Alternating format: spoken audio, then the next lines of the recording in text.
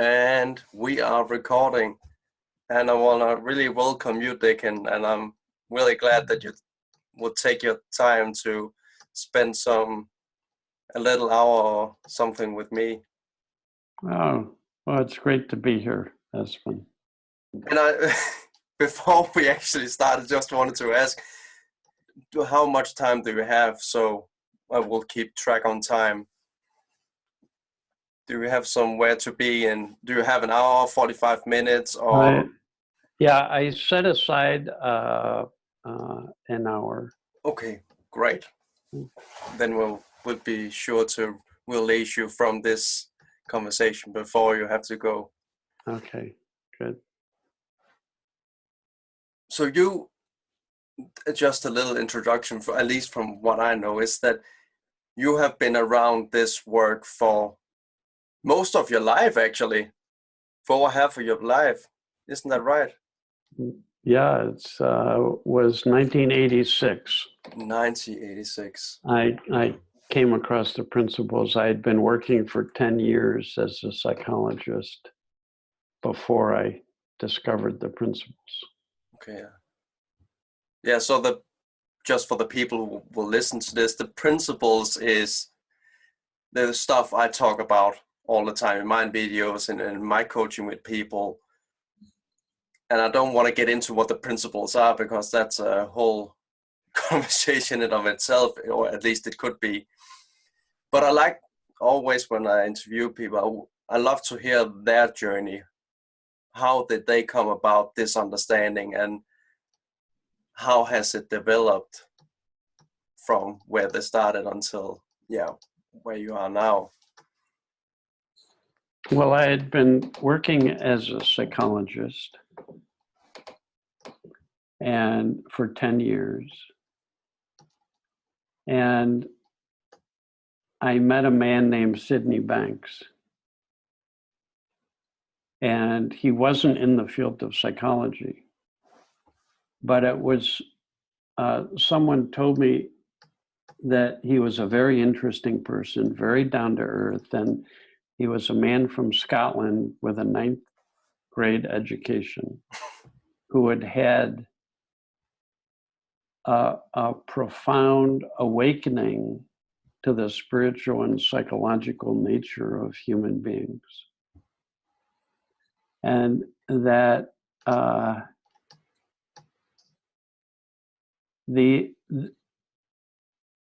got curious because I was a seeker. I was searching for what I could learn that would help me and then help my clients have more well-being in their life. That was my passion. That's what I was looking for. And in my own search, I read everything I could in the field of psychology and spirituality. Anybody who said that they could help people. And so I was meditating 4 hours a day. Holy shit. I had trained myself to wake up at the end of REM sleep. So 5 times a night, I would wake up and write down in full length detail all 5 dreams I had every night and work on those.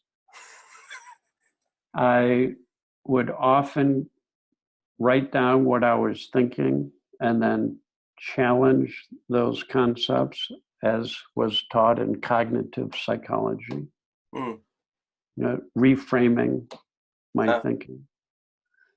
I had affirmation notebooks.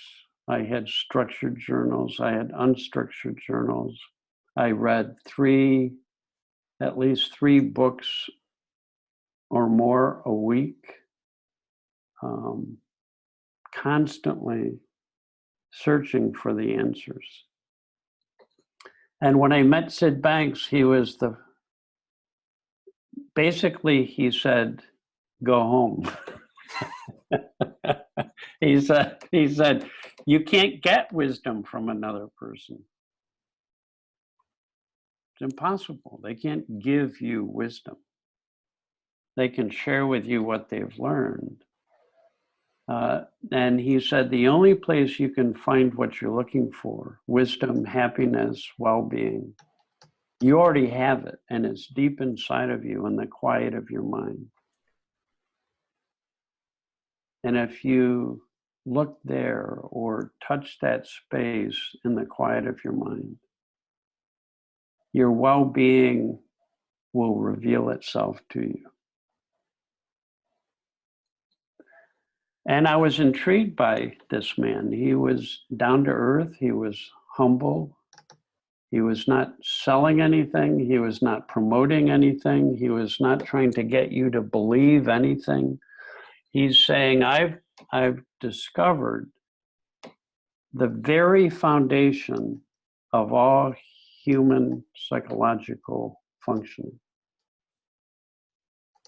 He said, I've discovered that all people have a mind, all people universally have consciousness, and all people universally have thought. And they're formless energies capable of creating every bit of human experience. And I had never heard anybody in the field of psychology say there are three fundamental principles that are true for every human being, and that they're not theories and that they're not ideas, they're actual forces that exist. Just like gravity is a force that's always exists, whether people know about it or not, it's still there. And Sid is saying there's these forces that exist, whether people know about them or not. And for hundreds of years, people haven't recognized these as the most fundamental aspects of being a human being. And if you take away any one of them, you don't have a human being. You take away thought, a person would have no mental activity. You take away consciousness, they would have mental activity, but they couldn't be aware of anything in life. You take away their mind, they couldn't think. They couldn't have an experience. They wouldn't be alive, because mind is the source of all life. It's the intelligence behind life that knows how to create and operate life. Mm-hmm. So it was intriguing to me because in all of my study of psychology, and I had my doctorate in psychology, I had never heard of people talk about principles, fundamental principles. So it was powerful to begin to consider this. And then I started to learn that 100% of what I was feeling at any moment was always and only created by these principles via the power of thought, so that whatever thought was created in my head, I would feel and I would experience, and that's where my experiences were coming from. This is extremely radical. This is, in my world, I had learned all these theories for why people felt the way they did. Their biochemistry, their personality, their past, their circumstances, their genetics, their parenting, the way people treat them, whether they have their needs met or not. There was theory after theory after theory. And I had never heard that 100% of what we experience is created from these formless powers via the power of thought. So thank God we think, or we wouldn't be able to have experiences. You have a sad thought, you feel sad. You have a loving thought, you feel loving. You have a happy thought, you feel happy. You have an anxious thought, you feel anxious. And yet, nobody knows this. Yeah. Or we forget it. Even if we think we know it, we lose sight of it very easily. It's all of us. Is that I've asked thousands of people I've done trainings in well-being around the world, and I've asked tens of thousands of people, what are you feeling and where do you think it comes from? People will point towards something in the world that they think causes them to have their feelings. I'm stressed because I have so much work. I'm unhappy because this person won't love me. I'm happy because the sun came out. People are constantly blaming the source of their feelings on something in the world. And Sid Banks was the first person I met that there's only one source to any feeling or experience that any human being anywhere in the world could have. Only one source. It's created via the power of thought. Period. And first I had to learn for myself that when I became aware that I was a thinker, when I felt anxious, because I did a lot of thinking that made me anxious, I was a worrier. When I felt anxious, to know that it was just thought, I started seeing that when I wasn't holding on to those thoughts, they went away. And when they went away, they didn't exist. They weren't inside of me. They weren't being created. I can't tell you. I mean, I started to worry about 60% less immediately. I tell you, it's like if you have a 100-pound backpack and you take out 60 pounds, you notice it right away. So I started seeing with my clients that I was working with that whenever they were having difficulty, they were in an uncomfortable feeling. And because they didn't know that their feeling was coming from them, they kept thinking in ways that kept that feeling alive. And they kept then feeling like it was done to them by somebody or some circumstance in the world, something other than thought. Mm. And because of that, they continued to suffer. And I started realizing that not realizing the source of experience is what causes all of us to suffer when we suffer. You show me anybody who's having difficulties psychologically, I'll show you someone caught up in a lot of thinking and not knowing that that's creating their experience innocently. Mm. We just haven't been taught. Now this is being taught all over the world, and it's having remarkable results in helping people wake up out of thinking that's not helpful or necessary. That thinking falls away, and it's always replaced by thoughts and feelings that are more uplifting or more helpful.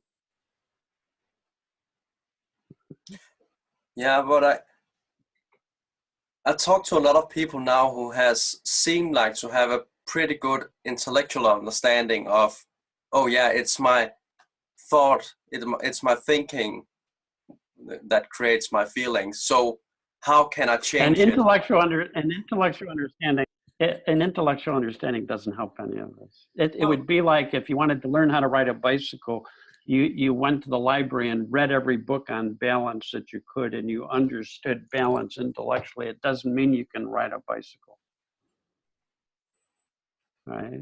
Having an intellectual understanding doesn't help you discover what lies beyond the intellect, because the intellect can't understand what lies beyond it. And universal mind, universal consciousness, universal thought are forces that lie beyond the intellect, that create the intellect, and the intellect is part of those forces, but the intellect can never understand them. Can't be done. I tried. Esben, I tried really hard to figure this out, and you can't think your way to well-being. If you're thinking about something, you won't experience well-being. You can't be happy and be thinking about something. You can't experience love when you're thinking about something. When our mind's clear, it's built into us to be happy and loving. But you can't think your way there. So an intellect won't help you get there.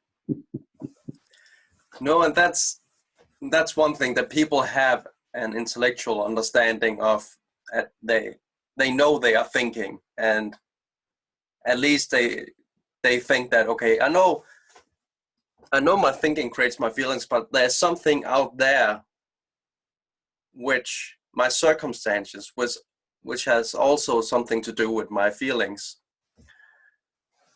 And even when my experience is that, okay, I'm gonna say that when I work with people is, once they understand, okay, it's my thinking, then the next question is, how can I change it? What can I do now? Because this is uncomfortable. I don't want to feel like this. So how can I change the way I think? How can I change the way I feel? And they haven't recognized thought, they've recognized thinking. Thinking is content. Thought is the power. For years, people have been trained to pay attention to the content of their experience. That's the whole field of psychology, focuses on the content of feelings, thoughts, behaviors. I'm pointing towards something that's deeper than content. So it's not a matter of realizing, oh, I have thoughts. It's a matter, I am the thinker. That I'm continually having thoughts that create my experience moment to moment, is to realize the fact of thought, the very fact of thought. It's seeing that it's being created from within rather than caused from without. If people really see thought, it throws them into the now. It throws them out of their personal thinking. And then something new and fresh can come in. yeah, If people don't see the fact of thought, they'll keep thinking about something. They'll think about thinking. they'll, they'll constantly be thinking. And you can't think your way to love, to happiness, to wisdom, to well-being. No one can. It's not personal. Our intellect is like a computer. You can't find love and wisdom in a computer. You find information, you can keep processing information, but it's only when we are not directly caught in our intellect that we're able to experience the well-being that we're looking for. So you can't analyze your way to wisdom. No one can. You can't analyze your way to love. You already have them. They're already here. But for our thinking, that's what we would be experiencing.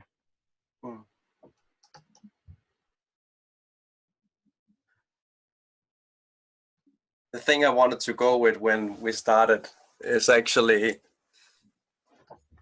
I know someone who works at the high school, and I talked to him about maybe doing some work together, but they didn't have time. So he told me that he talked with the psychology teachers at the high school and told me to send them my material. And I had no idea what he meant. Okay, sorry again. I had no idea what he meant by material. So I started writing, and it ended up being more like a blog than it actually what I think about as material. But what came to me, what came to me that is really needed in our youth, in the young people in the world, and for all people, is most of us is brought up to look outside for the answers. Like you told in the beginning, by reading books and ask other people, can you give me some techniques? Can you give me some strategies? Can you tell me how to handle this situation? And it seems like most of us are brought up as children by our parents has to guide it. They have to tell us what to do. And then the teachers and the social workers and everyone else we seek outside in order to find out who we are, how we should behave, what we should do. what kind of work we should do, and so on. So it seems like we forget that we have inner wisdom. We forget that we have a GPS within, and because we are so used to look outside, and we're so used to hear all our mental noise, that we have a hard time figuring out, what am I being guided to do? And I remember you talking, I think it was the masterclass you did for Supercoach this year, that you talked about the difference between living life and letting life live you. And before I came to the principles, I thought, it's all me. Everything that I'm doing is on me. I'm doing everything. I had no idea there was any power behind life that was pulling the strings. Can you talk a little about that? Oh yeah, that's a really good topic.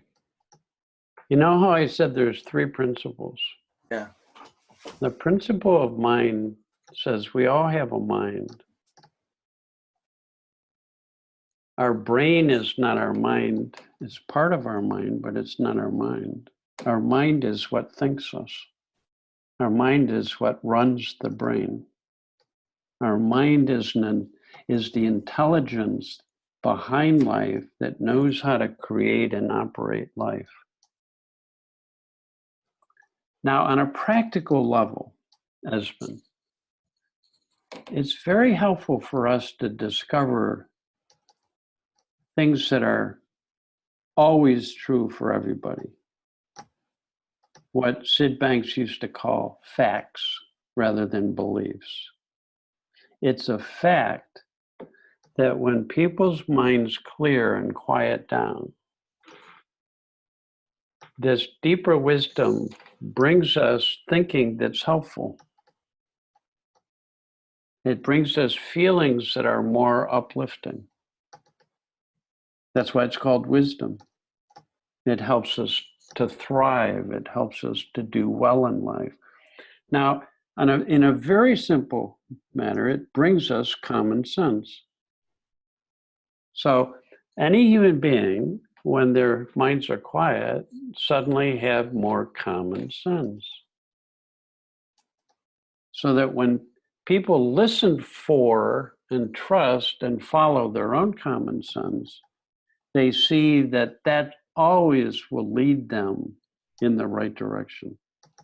And that's how people begin to learn to be less and less dependent upon things from the outside that they think can guide you, because nothing on the outside can give you wisdom.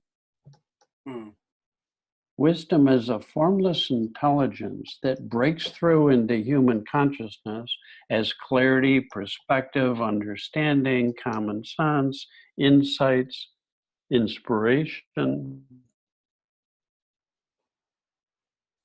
new ideas. So everyone is capable of having new thoughts that are helpful. And when people are having difficulty, this is interesting. When it's my observation, when adults are having difficulty, most adults tend to think harder about what's going on. And that thinking creates stress and confusion and uncertainty, and because you can't think your way to clarity, you can't think your way to insight, can't think your way to well-being. As you understand this more and more, if something is going on and you're upset, you wake up out of that thinking, fall back into the now, your mind quiets down, and then you have more clarity and more common sense to help you deal with whatever is going on. In other words, you already have wisdom. You already have the capacity for insight. It's built into everybody. No one can give it to you. It's part of our nature. So that with this understanding, you, like you said, it's hard to know that we're connected to a deeper intelligence, or until we know that, we rely on ourselves to figure everything out. Once you understand the principle of mind, once you get a sense of wisdom, you begin to see the benefit of falling open and having nothing on your mind, because that's fertile ground for something new breaking through from wisdom.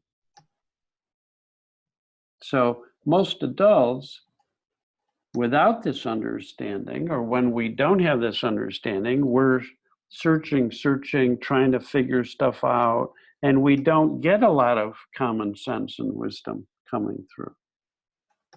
With this understanding, you run full speed toward an open, quiet, receptive mind, because that's where you have greatest access to wisdom and well-being. That's where you'll discover your own common sense for how best to deal with any problem or situation. You begin to have more and more trust that it's within you already, and all you have to do is get your personal thinking out of the way when it's not being helpful.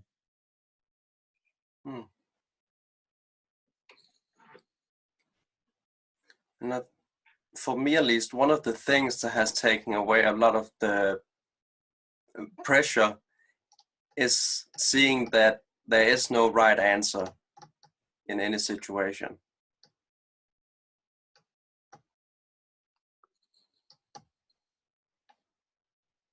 There's no answer that's right all the time in any situation. There is a right answer. It's the one that occurs to you fresh from your wisdom and common sense. And in that moment for you, that's the perfect answer. That's perfect. That's perfect right there. But there isn't any right answer that we can hold on to. It's when we let go of our ideas and beliefs that our common sense arises and brings us what we need. Wisdom brings us thoughts that are responsive to our problems and situations.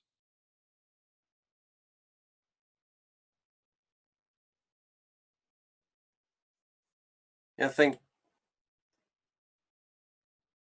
that's one of the big things is we have an idea is about there is the right way to be, and you can, that's really abstract, but the right way to behave in a relationship, the right way to live, the right way to look, the right way to eat, the right work, and so on.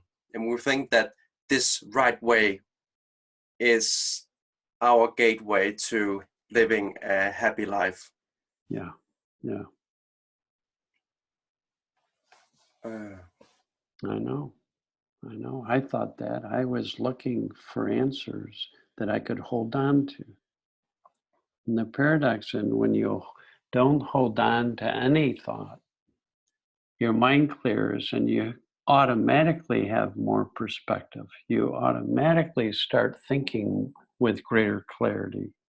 You already have more common sense available to you. They're gifts that are given freely to any human being who's open-minded and receptive. But in order to discover that, you have to leave the known, what you already know, and fall into the unknown. In order to fall into the unknown, you have to have trust that there is an intelligence there that will come forward. Yeah. Pretty soon you begin to see that that's always been true and it always will be true. People struggle with problems, they go to sleep, they wake up in the morning, their head is clear, and then they get an answer. You can't remember somebody's name, you're trying really hard to remember it, you stop thinking about it, and it occurs to you, right? It's very practical. Wisdom will bring you thinking that is extremely practical for dealing with every moment of your life. And you can't think your way to that common sense or that wisdom. But I love that example about it. I remember probably a couple of times a day, something occurs and suddenly it's gone. Yeah. And in my mind, the thought that came was brilliant. And I tried to figure out what it was, and try to think my way to it. But the funny thing is, you can't think your way to it. Yeah. Because I don't know why you can't, but you don't really know what it is. So you don't know where to look, maybe in which direction to go. But as soon as I let go, at some point it will show up. It seems like it works. That's a system you can rely on, that it will show up every time when you let go. And that's probably what you I've talked about the last 30 minutes, is the harder you try, the cloudier your mind gets. Well, trying is thinking. Yeah. And it's thinking that generates tension or stress. If you really see that, you let go of any thoughts that create tension or stress, because tension and stress closes us down to the emergence of wisdom. Right? When our minds are relaxed and open, we're built for insight. We're built to be uplifted. We're built to see more clearly. It's already within us to do that. Yeah, it's a very old metaphor, Esben, but I love metaphors. Yeah. It's probably the oldest metaphor for psychology or even spirituality. It goes back thousands of years. The metaphor is very simple. It's clouds, blue sky, and sun. And that when we're caught up in our personal thinking, it can create feelings of tension, stress, upset.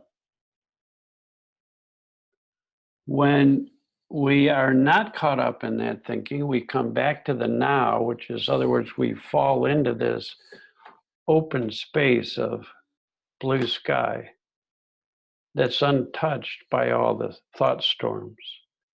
And as we're resting as that blue sky, the clouds part. And when the clouds part and there's blue sky, the sun shines through with warmth and nourishment. So warmth is, we feel better, we feel more connected. And nourishment is, we get thoughts that are helpful, common sense. Right? Everybody works that way all the time, whether they know it or not. So at times when people are enjoying what they're doing or are happy, that just means their head has cleared of all that. That's all it means. Then that inner light of consciousness shines through. That inner light of wisdom shines through, bringing warmth and nourishment.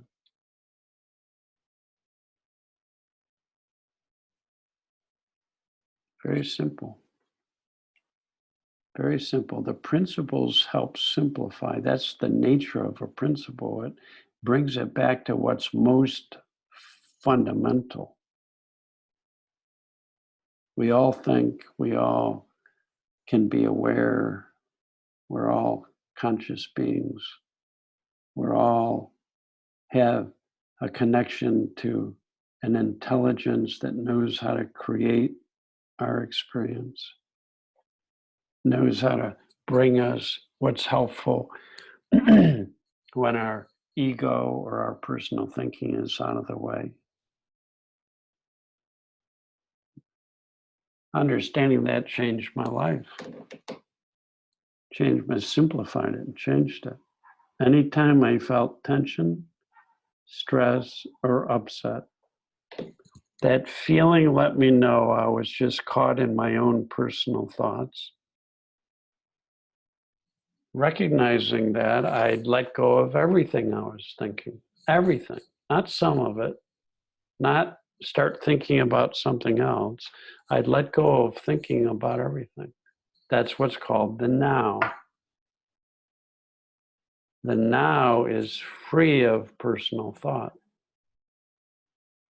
And when I would fall into the now without trying and without doing anything, I would feel better and I would get a higher quality of thinking coming into my mind. More loving, more understanding, more creative, more helpful. That's the essence of all creativity.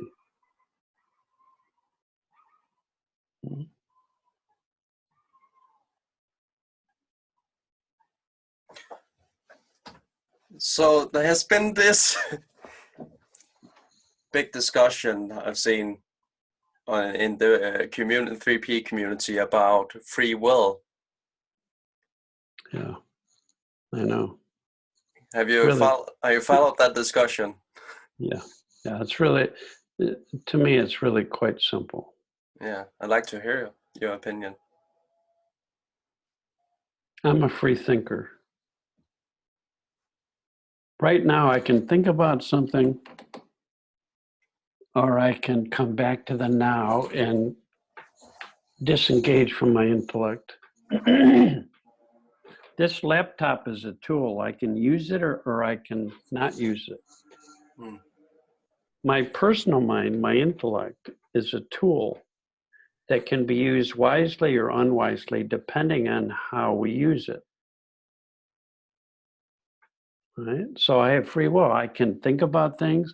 I can let go of thinking about things anytime I want to. That's a choice. It's a choice I make. And if I have thoughts come into my head that are upsetting, I have a choice whether I pay attention to them or not. And I have a choice about whether I get caught up in them or not. Whether I know it or not, I always have that choice. It's built into us to have that choice. Every human being can make that choice. We're free thinkers. Now, the more that I come to understand these principles, the more I can use my intellect wisely. In other words, I love thinking about things. I love using my intellect. I love having ideas and concepts. It's very helpful. It's the foundation of language and communication. It's really cool that we can have concepts and ideas. But when I start feeling tension or upset, it's letting me know I'm now trying to use my intellect, my computer, for something it wasn't designed for. You can never, no one can, it's not personal. You can't get love or understanding or wisdom from a computer. You can't. You won't find it there. You can Google all kinds of shit. It's wonderful. I love Google. If you want information, but information doesn't help people deal with life. Mm. Insights do. Common sense does. Clarity, perspective. You get those automatically when you disengage from the computer. That's free will. So at a higher level of understanding, when I feel tense, I can fall open to new thought. You can fall open to new thought. I think there will be some people who are caught up in something and they think about it all the time, and they will say, I can't stop thinking about it.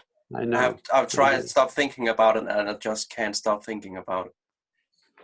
If people haven't realized that it's just thought, they'll think that those thoughts are true. If they didn't, like, for example, one time I had this insight. What would happen if every thought I had was in Chinese?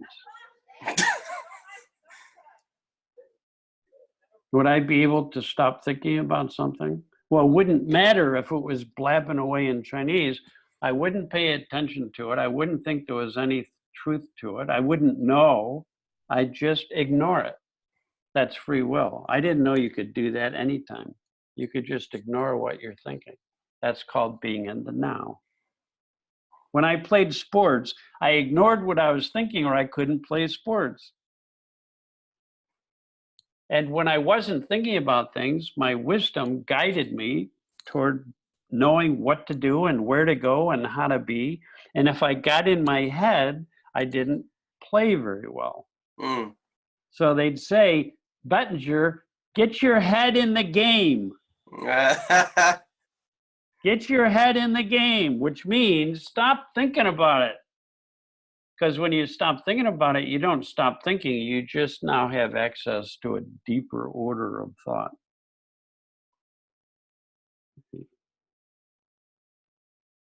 Now, free will is there for everybody, but at low levels of understanding, people don't know that, so they don't utilize their free will very well because they still think those thoughts are true and they keep thinking them, so they don't let them go.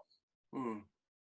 Right? At higher levels, you know none of it is true, so letting it go is never a problem. You just come back to the now, and you'll have all the knowing you need to play the game of life well. It's no different than in sports. You just can become better and better at playing the game of life well. I love watching Lionel Messi play soccer. Oh, you love Messi too? I love watching him play because he never thinks about anything. He's just walking around. It looked like he's just going for a stroll in the park. Everybody else is running. He's just walking around, but you'll see that his wisdom keeps taking him. He just instinctively, intuitively knows, because his head is so quiet, knows where to go and when to be where. And he's always goes to the right place. Well, not always, but I mean, it's fun watching him. It's just at higher levels of athletics, you have to get more and more comfortable having nothing on your mind.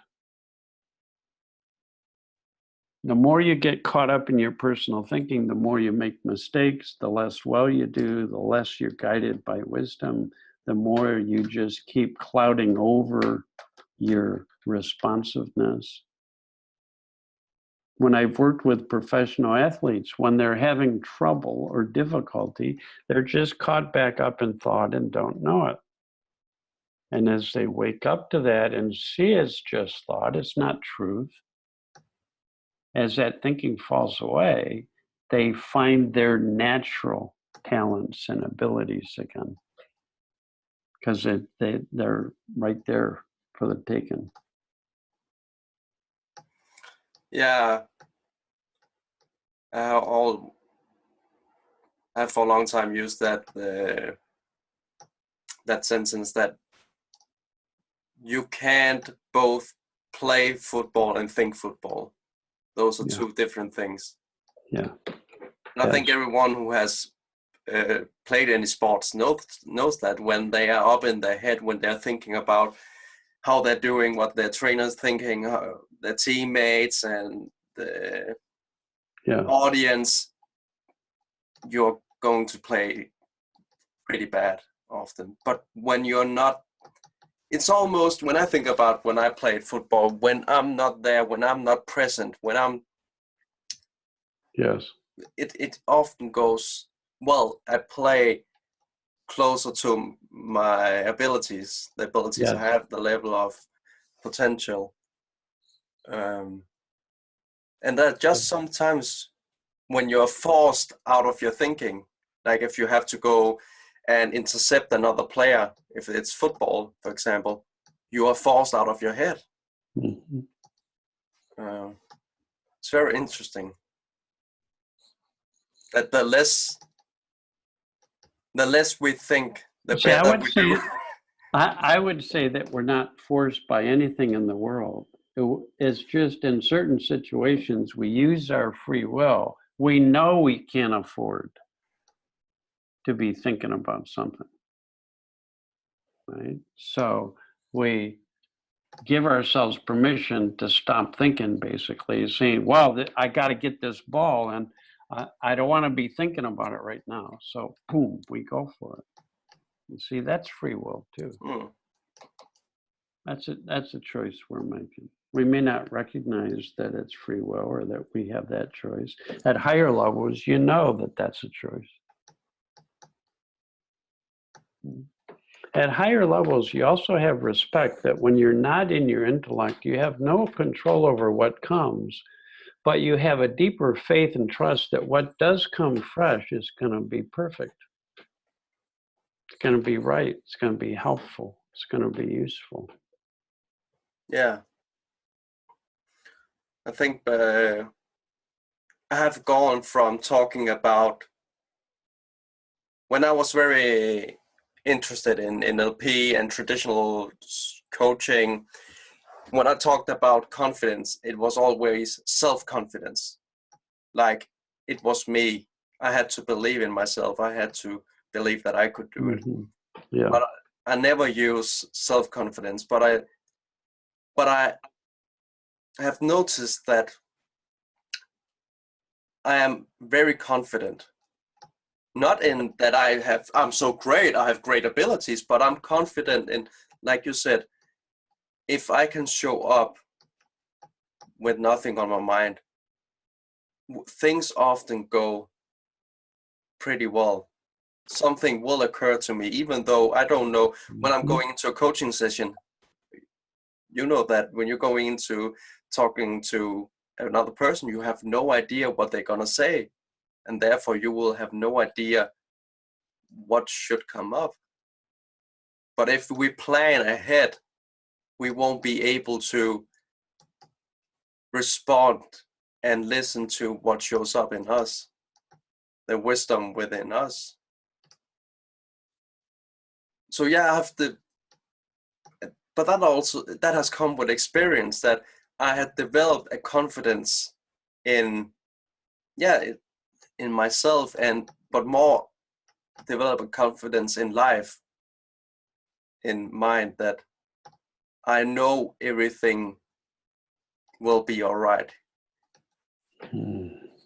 Even though at the moment it can look very bad. I can maybe feel very uncomfortable, but I know that even though I will be nervous, insecure, I will worry, I will maybe get a little anxious, at some point my mind will clear. Yes. Yeah, beautiful. And that is so, I don't know the English word right now, but that's so securing in some way. Yes, yeah. It's hopeful. It helps. That is what security is a trust that no matter what's going on outside of me in life, and no matter how bad that gets, I'm living in the world of thought. And that no matter what's going on, when my head clears, I'll always find clarity. I'll always find feelings that reconnect me to life in a positive way. I'll always get new thinking that's helpful. So when you have that kind of trust in what's true already, that's called security. That's when you're secure because it's not dependent upon circumstance. I've had a lot of very, very difficult and painful things happen in my life as I've understood the principles more deeply. No matter what happens, no matter how bad I feel, I know that's just a temporary thought-created experience. I know that behind those clouds is the blue sky of pure consciousness. And I know in that field of consciousness, there's this deeper wisdom, this light, this sun, that when my mind is open, that light shines through and I feel better and I get thinking that's helpful, creative, responsive, nourishing.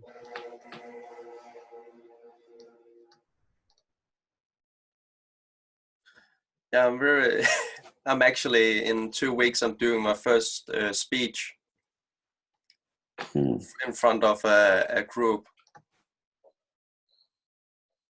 and I'm very curious if it will be the same as just having a regular conversation with someone, because I can always see in my mind I have made it something else. But I will be very curious when I'm standing there how it will, how things will go. But I can see we're coming to that hour went pretty damn fast. It did. But I really love this, Dicken. And I really believe what you have been talking about, we have been talking about, is really something that can be healing for the world.